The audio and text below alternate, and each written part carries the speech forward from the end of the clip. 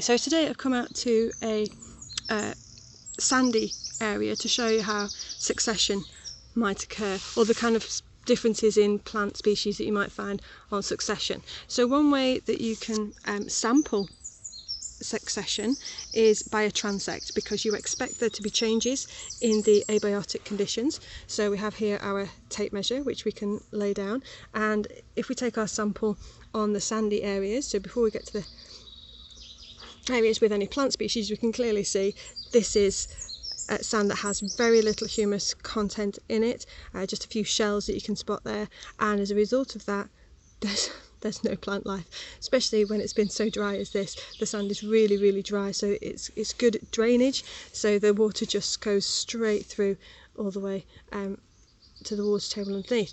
Now as you transition, which is what transect sampling is all about, seeing a transition in succession, what we expect to find is the conditions become less harsh. So what that means is they're less hostile to plant species. So if over here where it's sandy there's no water retention at all, you're going to need a plant species which is a pioneer species that's able to survive when there is very little water, or if the sand dunes are by the sea, then when those they have xerophytic adaptation, so they are able to survive when the water that is available is very salty. So actually that could end up reducing the water content of the plant because of osmosis. So if we transition, so we go from this sandy area, so I'm going to cheat a little bit and come towards a plant species. So this is a plant species that is really good at surviving when water availability is pretty poor. You can see that it's rolled leaves. So those rolled leaves mean that it can trap water vapour close to the stomata, which helps to reduce the water loss, reduce the water potential gradient, because it maintains a water vapour potential that's quite high around the stomata. So this plant grows in clumps. That helps because the dead material then that decays down becomes humus, and we can see around there's bits of humus. That humus will then help to trap moisture, and as it does that, it makes this pioneer species then is its own worst enemy in a respect, because what happens is the pioneer species succeeds, but it's quite slow growing, and over time what will happen is that plant species will be outcompeted by another faster growing plant species, but the successor needs the humus provided by this pioneer species. So this pioneer species makes the conditions less hostile, less harsh, by allowing humus to accumulate, and that retains more moisture in the soil moisture content goes up. In this case of a sand dune, it will cause a sand dune to form, and in that dune slack where there is more shade, so behind that plant where there's more shade, you'll start to see grass species growing up. By a beach there will be other adapted plant species as well that have waxy leaves, and so you'll find fast growing plant species. They're not big plant species, but they are able to have a quick life cycle. They might not necessarily use insect pollination, they may use wind pollination as well, and that's because if there's not a lot of different species, then they might not be able to support an insect population.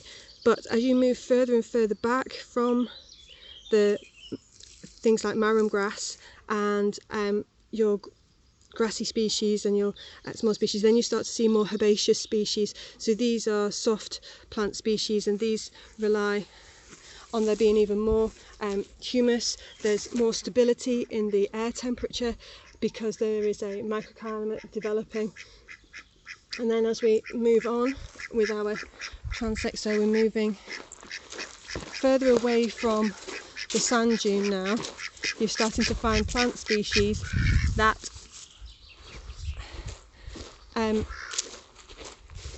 are able to survive in the humus. So we've got now in these areas where we've got shaded areas, so now we've got the shade provided by sand dunes allows these plants that are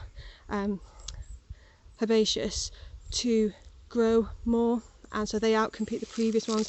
they're laying down more humus. There's got now a soil. So if we look at the ground,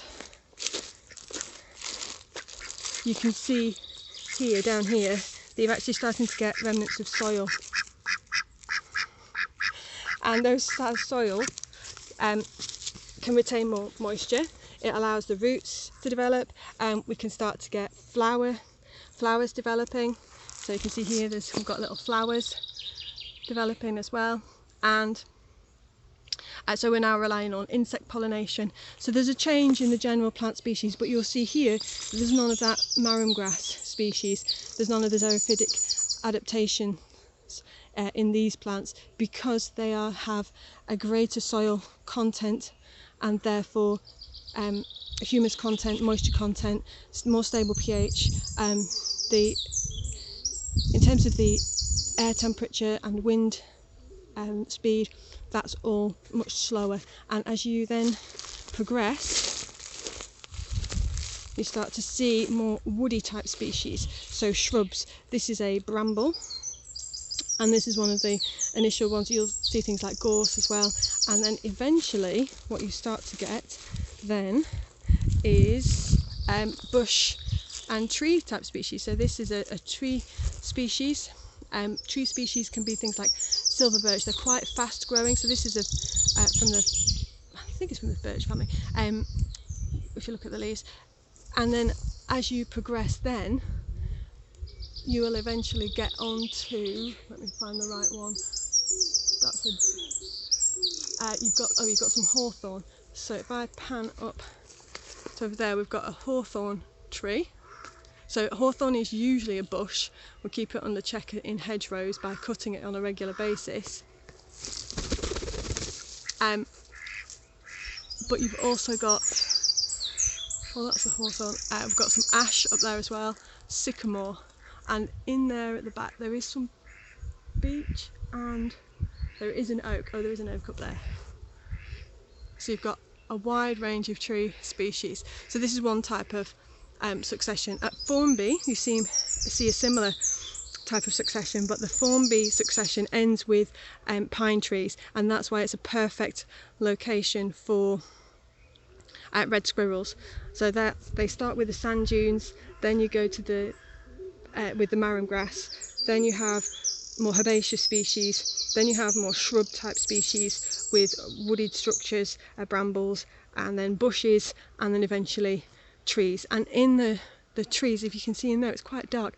Out here it's really parched, but in there it's much cooler, so you get a greater biodiversity. It's more stable, so we call that the climax community, because that community that's in there has been there for hundreds of years.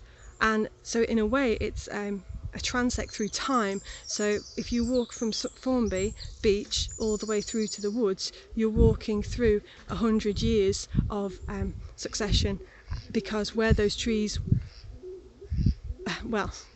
are now was once sand dunes and sand and marram grass, etc. So you can see succession all in a row. So hopefully that explains succession to you. So the main principles of succession are that you have a pioneer species. The pioneer species can survive in very harsh conditions. It doesn't tend to rely on any other species for its success.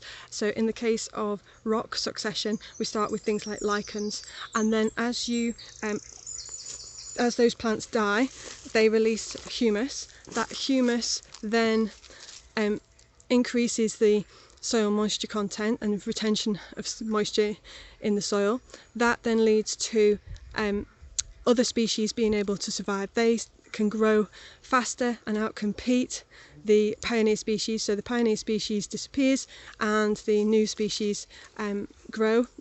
Each species contributes more to the soil, making the conditions less hostile, less harsh, providing more moisture, more stable pH for the soil, more stability in terms of the climate. So the air temperature, the wind speed, those all tend to be more similar throughout the year, and as a result of that you get even more plants being able to survive in those areas, and that leads to the succession, so the out-competition of the previous species, allowing for the new species to establish. And that continues until you reach a climax community. The climax community is made up of a dominant species, and that creates a microclimate for those other species, so you tend to find that you've got a greater biodiversity in that area with the climax community. It's more stable, so it will last for hundreds of years, as opposed to earlier seers. So each group of species that establishes in an area is a seer, and interacting with those plant species, you've also got to think about